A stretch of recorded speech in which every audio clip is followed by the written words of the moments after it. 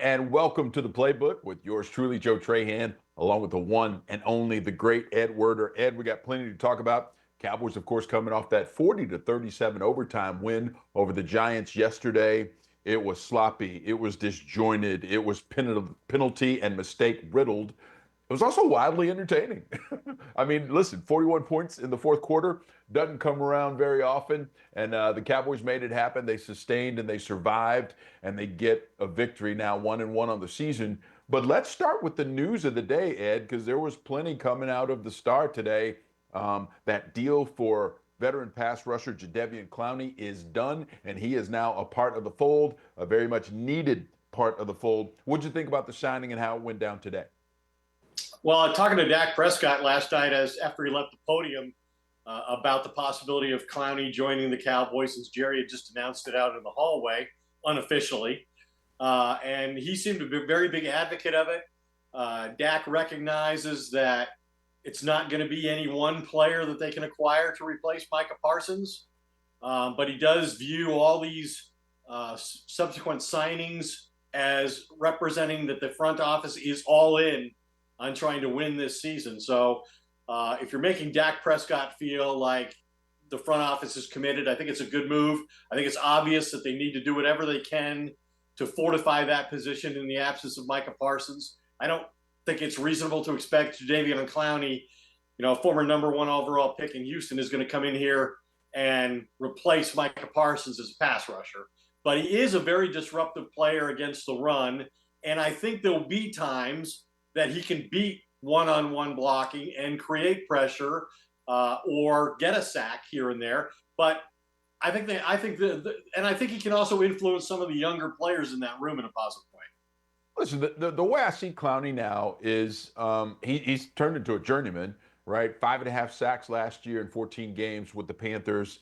He had a bunch of sacks the year before. And listen, he can't move the way he once did, but he is still an absolute ridiculously large human being, even in the context of being on a football field.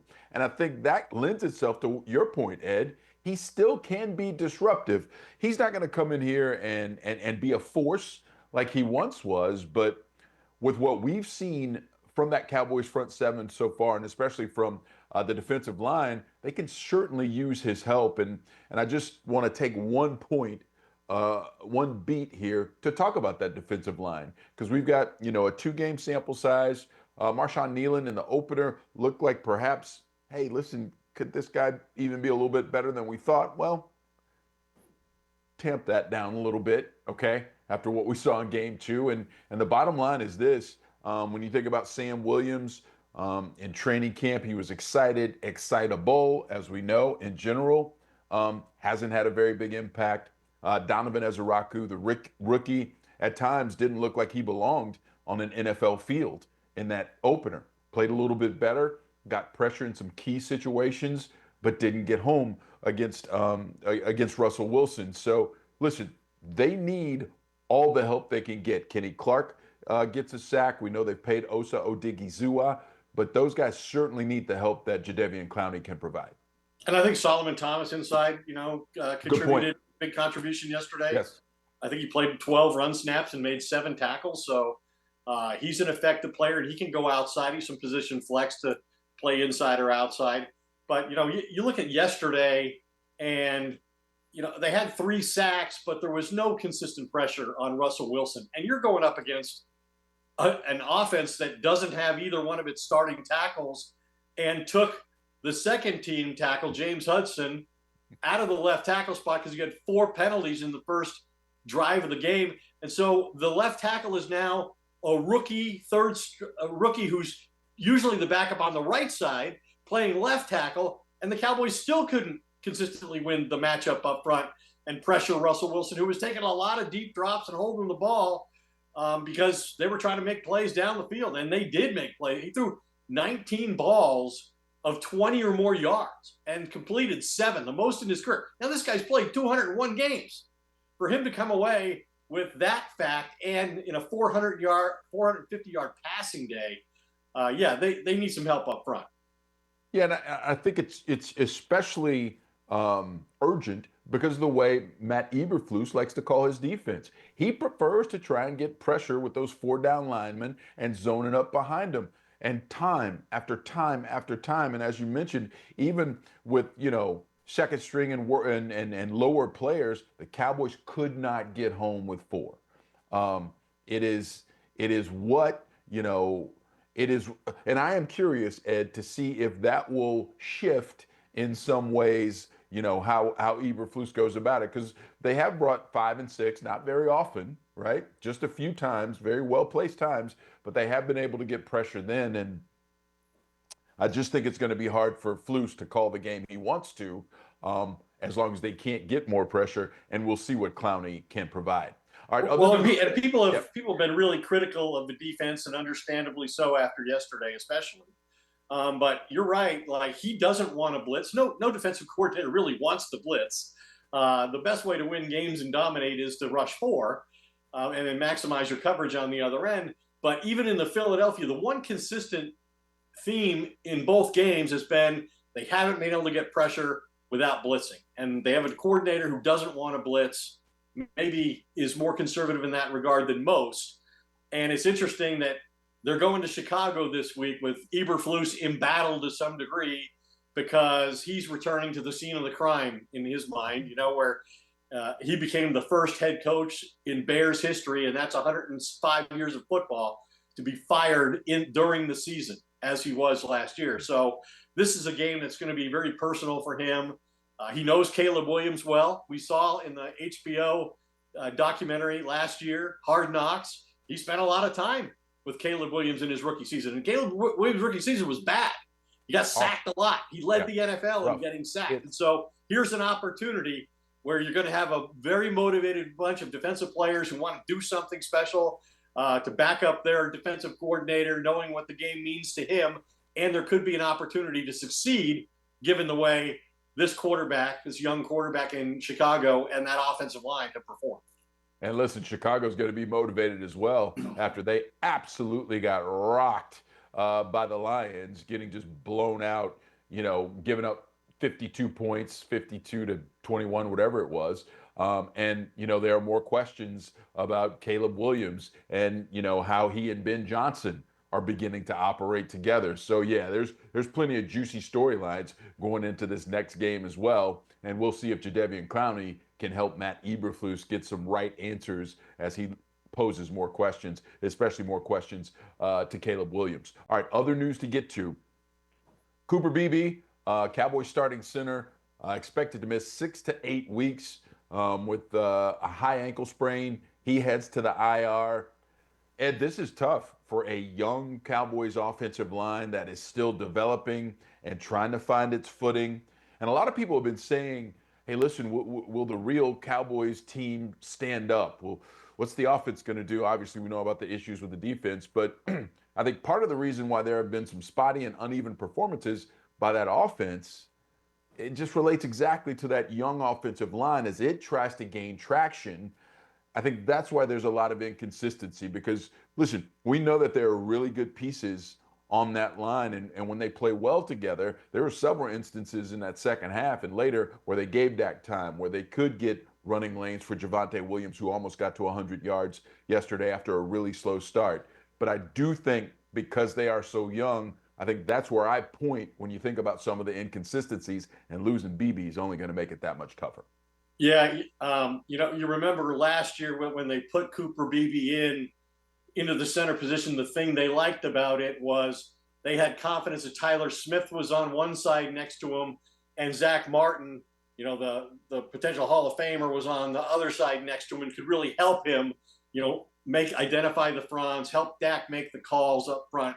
And now you're talking about taking him out of the lineup, and now he's playing a position he's not used to playing. Now, they did cross-train these guys in camp, and so he did get some, snaps for this potential possibility during training camp and in the preseason. But now he's got a rookie to his right. And to the right of the rookie is Terrence Steele, who arguably is the weakest link on the offensive line right now. So it's going to be interesting to see how that dynamic all plays out. We know that Hoffman came in last year and capably replaced Zach Martin, who was not playing at the Zach Martin level. Right. But they loved his ferocity. They loved the fact he talked a lot of stuff and got into a lot of altercations and really irritated opponents. And they liked his playing style and his mentality. But the center position probably requires a little more of a cerebral approach. But it'll be interesting to see how the dynamics work with just one player, coming into that lineup in week 3. Yeah, it's the thinking man's position, right? You can't be the enforcer all the time, right? You got to be in sync with Dak. And listen, either you both have to be right or you both have to be wrong, but you both have to be on the same page in terms of how they identify the fronts and how they set up the offense and how they try and attack the defense. And listen, the good news for Cowboy fans is Dak Prescott can help more towards Right. that end now, right? With all of his experience, and I suspect he'll be in Brock Hoffman's ear to make sure that they are indeed on the same page. All right, let's talk a little bit about the game now, Ed, because it was so hard to watch at the beginning, and it turned out to be incredibly entertaining. And I know a lot of Cowboy fans, because I asked on X, and I was like, well, how do you feel after this one? And a lot of them just answered, well, I don't know how to feel. I mean, obviously you want to win. You'd rather be 1-1 Yeah. after that. But man, there were times when it was really hard to watch and times when Dak really got cooking. But before we get to any of that, I do think we have to just stop for a second. And Cowboy Nation has to thank their lucky stars that they have Brandon Aubrey, because this guy is as good as it gets in the world at doing what he does. If they didn't have Brandon Aubrey, if they had any other kicker in the NFL, they lose the game yesterday. I agree. I mean, it's his first walk-off ever. He's the first player in NFL history to kick a field goal as time expired in regulation from anywhere on the field, and then also kick the game winner as time expired in overtime. Nobody's ever done that before. The double buzzer beater. And Unprecedented. There have been 4 64-plus yard field goals in NFL history, and he has half of them. And he had one of them yesterday. And it's pretty remarkable when you just listen to Dak talk about the confidence that they have offensively in a game like that, where they know they've got to advance the ball, but they only have to, in his mind, get to the star. We just have to get to the middle of the field. And the guy just, delivers without fail. His calm demeanor, his easy power. It's really amazing how accurate he is from almost anywhere they let him try. It is amazing to watch, right? Because, and as a golfer, you can relate to this, right? It's that smooth power. It doesn't really look like he's going full exertion, but his timing and mechanics and biomechanics are so maximized and optimized that he is hitting that ball incredibly hard on the 64-yarder. Right when it looked like it was going to fade off, he actually hit it with a little bit of a draw. Yeah. And it came back around and it just kept carrying. I mean, it was as impressive a kick as you're going to see, whether or not, time was running out. But when you overlay the fact that it was do or die, goodness gracious, one of the best kicks in the history of this franchise was what we witnessed. And I don't want that to be lost. And the other thing about, this young man is where he came from, never playing in college. The demeanor that he has is just perfect for his position. And it is, I mean, just incredible to watch. And Cowboy fans, you have got to just stop for a minute and soak it up, because you never know when something like this is going to come your way again. And I'll pull the curtain back just a little bit. Tomorrow on Daybreak on WFAA, I am going to go on a little bit of a rant, Ed, because what happened at the end of the first half really ticked me off. I think you should do it live like I did this morning, Joe. I could. You could, I don't know how I would end up at 10 o'clock the next night. It might be ugly. But I'm going to rant because the Cowboys completely fouled up the end of half situation. It's really one of the only game management issues we've had so far with Brian Schottenheimer. And I don't know, perhaps you could blame Dak Prescott, right, or Ferguson for where the ball was thrown and not knowing where you were on the field and not realizing that's just not going to work. But all they had to do was throw a fade. Either it's complete or out of bounds. And if it was out of bounds, they could have just let him kick from 67, and he probably would have gotten the record. He probably would have ended up with the record, passing up, the 66-yarder by Tucker. So I I think that Shoddy owes a chance. He owes Brandon Aubrey a chance to get. You denied him a chance at history. Is that what your whole preposition is here? Completely, completely. And I get it. You got to go for more yards, but in that instance, when you knew you didn't have any timeouts, throw the fade route on the sideline. It's either going to be either incomplete or you got a chance at it. Now I don't know if there was enough time for a proper fade, but a back shoulder maybe. Whatever the case, I think it's fair because we did credit Brian Schottenheimer in week 1 with not having any strategic mistakes or game management issues that we so often associated with the Mike McCarthy regime.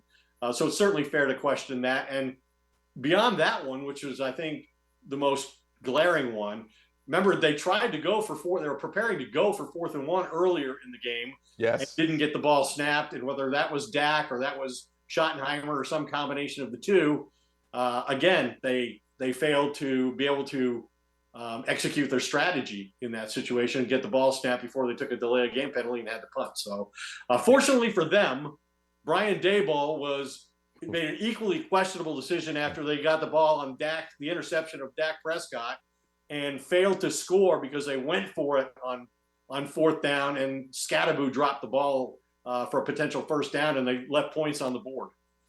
And that's what happens when you're a bad team, because they go for it on 4th, they take the risk. The play actually worked, and Scatterbo just dropped the ball. He just dropped it. It was right there in his hands. If he makes just a regular play that any replacement level NFL player should make, it should have been a first down. But they're a bad team. They're an inept team, and that's we thought they were. That goes to your original question of how do you feel about this? Because on one hand, we're talking about a Giants team that,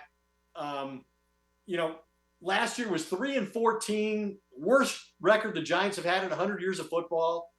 They're coming off an opening game where they scored 6 points, and Russell Wilson had the worst quarterback rating in a week 1 opener in his entire 13-year career. And then they come out here and they look like the greatest show on turf. It was insane. I'm going to stop you. They're an inept ball club. 14 penalties for 160 yards. I think that set a franchise record. They're inept. The only reason they had any success is because Russ can throw the ball deep, and the Cowboys secondary can't communicate, and they don't know how to put together a 3-deep or a 4-deep zone. That does not make a team good. That means that Russ can still throw the ball. Right, that's what I'm saying. That's why you have to feel uneasy about the way they won. I mean, I understand you're not going to take a moral victory, out of losing to the Eagles when you had a chance to beat them in week 1. Then you shouldn't have to apologize for winning a game that you could have lost against a bad team. But I really think that would have been a season-wrecking loss had they blown that game at home to some of the most winnable game on their schedule. Yes. I mean, and that's the thing, right? Because it would have created cracks in the foundation that I don't know if you could put enough peers in there to settle them. But they got past it, and now it's incumbent upon Eberflus and that crew to get things fixed in the back end, because Russell Wilson throws for 450 yards. As you said, every time he turned around, they were either completing or attempting a pass of greater than 20 yards. And that's why you play zone. I mean, listen. Prevent the big play. Cowboys fans know. Bullet Bob Hayes is why they created zone, so he wouldn't just run past people. It's why the defense exists, period. Right. And the Cowboys couldn't run it, and they just kept letting them run by him. Glenn Stretch Smith, who was on Sports Special last night, he did a good job of showing, part of the issue is there was zero reroute of those receivers. It was as if they were getting in the blocks. Speaking of Bullet Bob Hayes, who was a sprinter, it was as if they were just getting in the blocks and absolutely going on a dead sprint, and Russ would just throw it up and they'd be on the other end. And troubling from a schematic standpoint, an execution standpoint. It makes you wonder about position coaches. It makes you wonder about the communication level between Eberflus trying to get it to these defenders. We've seen this defense struggle. They struggled early with Zim. So it's really it was hard to watch, and I don't know how you can. I don't know how quickly you can get that, fixed. I really don't. I would say this in a partial defense of Eberflus, and that is, you know what? He's a third defensive coordinator in 3 years, True. and when you make that many changes in scheme and personnel, then your personnel that you inherit's not always going to match up, to what that coach is trying to put on the field. It usually takes a year or two of acquiring personnel to have what you want as a coach. And so he's got that situation to deal with and overcome. And on top of that, they traded his best player a week before the start of the regular season, Right. in sending Micah Parsons to Green Bay. And so I think he recognizes that, our best potential solution, other than adding guys like Jadeveon Clowney now, when the opportunity presents itself, is, we got to work with the guys we have. And they've got to be willing to embrace the way we want to play, or we have to adjust to what fits their particular style of play as an athlete. But, they're going to get DeMarvion Overshawn back eventually. They're going to get Deron Bland back eventually. So I think some of those things, and I guess they said today that Diggs will go back to being a full-time player after going from 27 snaps to 59. So I think those are the things you have to hope for if you're Matt Eberflus. But you have to point out some of the unfairness of the situation that he inherited, and there was no indication that he knew when he took the job that he might be coaching without Micah Parsons, right? I mean, the whole camp, he was coaching with the expectation Micah's in the meetings, Micah's going to be with us, and then all of a sudden Micah's not with you. Yeah, but Ed, again, that doesn't, we can't let him off the hook for simple. I mean, there was bust after bust Oh, no question. after bust. And you right? could see the play. Like, what, there was a fourth down play that you could see there was a question between Hooker and Diggs before the ball's even snapped, and that was the one that went to Robinson to tie the game. If they make that play on fourth down, the game's probably over. And then the offense goes and scores and retakes the lead. All you have to do is stop them for 52 seconds. Still couldn't do it. And they didn't do it. They still couldn't do it. I mean, that's the issue I have. It's one thing if you get beat, right? But it's just, when Trayvon Diggs is kind of running down the field with his hands up on multiple occasions, it's just one of those epic fails that's hard to come back from, and we'll see. I mean, they have no other way to do it but to try and to try and get it back together. Deron Bland coming back obviously will help, right? And it can help settle things down. Reddy Stewart got in there and had to play a lot of snaps, right? And he's just essentially brand new to the club. So I get it. It is tough with a new, trying to integrate a new cast of characters that quickly. But man, it was at times it didn't feel like NFL level play, and that's hard.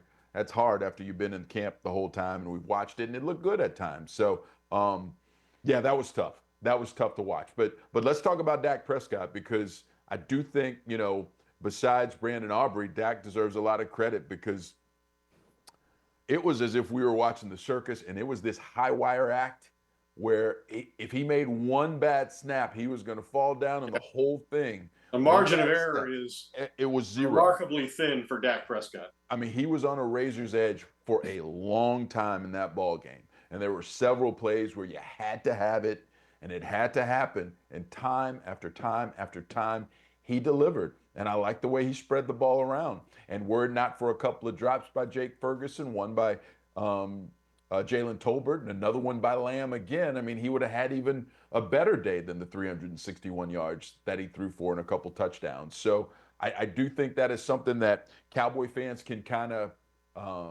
say, okay, Dak is playing at this optimum level, and he's probably going to have to, because I think it's going to take 30 a game with that defense for this team to stay in games. And I mean, he threw had over 50 pass attempts. Very few quarterbacks win throwing that often. It usually means you're playing from behind in a desperate situation. But he's now won 3 games in his career with 50 or more pass attempts. And I thought the really encouraging thing beyond what you said is avoiding the mistakes, still making the big plays, still, making the third down throws. He got Pickens involved in the game late when it had to happen, when they were taking CeeDee Lamb away. But I thought the play where he took off and ran for 14 yards and got down, I thought that was huge. And his explanation afterward was, this is what I've been working on with my body when I've been coming back from that hamstring injury that cost me the rest of last season. The reason he says I got hurt last year was because I hadn't been running. My body wasn't ready to run, and I ran. This time, I'm healthy. I decided in my recovery, my rehab, I was going to get back to being the player that I am and the player this team needs me to be. And if that holds up, if he can do that on occasion, not like he did early in his career, but I thought that was a big moment in the game for him to make that a much easier kick under the circumstances for Aubrey, who may have made it from anywhere. But probably from his point of view, to make a 46-yarder rather than a 64-yarder, it was from, it leveled a degree of difficulty, certainly. No, and I think that Dak has been intentional, in that rehab. And I do think it's allowed him to unlock this level, because we kind of got a clue to this, because CeeDee Lamb said, listen, I feel like Dak's swagger is back. And I do think it has something to do with the intentionality of the way he rehabbed from that injury, his ability to move some. He's not going to be able to do it the way he was when he was younger, but just having that ability now that he can at least rely on. And we've seen already in 2 games, we've seen the strength of Dak Prescott in game 1, where he was dead to rights and he just threw a guy literally off his back. Jordan Davis avoided a sack. Yes. That I thought, I was like, okay, that was year 1, 2, 3, 4 Dak, not recent Dak. And to show the ability to move and gain that many yards on the ground, identifying the man defense, the man coverage, seeing the back of those numbers and realizing, bam, I can go. I'm curious about the way that play developed and how it was called, because there was no one in the middle, and Dak just went and it was wide open. Good to see overall, but again, I think it all goes back to Dak's makeup and the way he goes about things. And like CD said, I think the guy's got his swagger back. This is some of the best football we've seen him play since the middle of 2023, when he ended up finishing second in the MVP voting, when he got really hot then. I think he's playing at that level. One throw in particular was a third down play when CeeDee Lamb was doubled, and Dak's layering of the football was perfect. He threw it high enough to get over the defender that was fronting, but not so high that it went over CeeDee's head. It was an incredible throw, and it had to happen. Yeah, he's been playing great, and he's going to have to carry this team. And I think that you mentioned his positive frame of mind. I think part of that is he's more into the approach Schottenheimer takes than he is into what McCarthy was trying to do. I think he likes the aggression with the play calling, and he likes taking over games, and he likes having the ball in his hands to decide the outcome. So I think those are all positive signs. And then it seems like they've got a better running game, than they've had in recent years, with Javonte Williams showing maybe he really is, a number 1 running back in the NFL. He's had a lot of big plays, and you heard Schottenheimer talk about how physical he is, that he's as physical a runner as there is in the NFL. And he coached Marshawn Lynch. He knows physical runners. Yeah, and I'll put my hand up. I thought Javonte Williams was just a guy. He's much more than that. Yeah. He looks more like he did early in his career, for sure. His ability to bring punch and power, especially late in those games where he was able to get extra yards, when you could tell that Giants defense was starting to tire, that helped the Cowboys win that game, and that's going to help them win games. And they can run it in from the 5-yard line. Yes. How about 4 rushing touchdowns already when they had 6 all of last year? That's big, and that's only going to make Dak's job easier, and it probably needs to be, because when they play the Bears, 3:25 on Sunday, Cowboys might have to put up 30 points again. Ed, I can't believe it, but we just ripped off another half hour. Incredible. It just goes by like that, my friend. It's amazing. I love doing this with you, man. It's a lot of fun. Thanks so much for your insight, your preparation. It's always off the charts. I'll see you Thursday at the Star. All right, sounds good, Ed. Take care. We'll see you then, and we will see all of you next Monday night right here on the Playbook on WFAA Plus. Good night, everybody.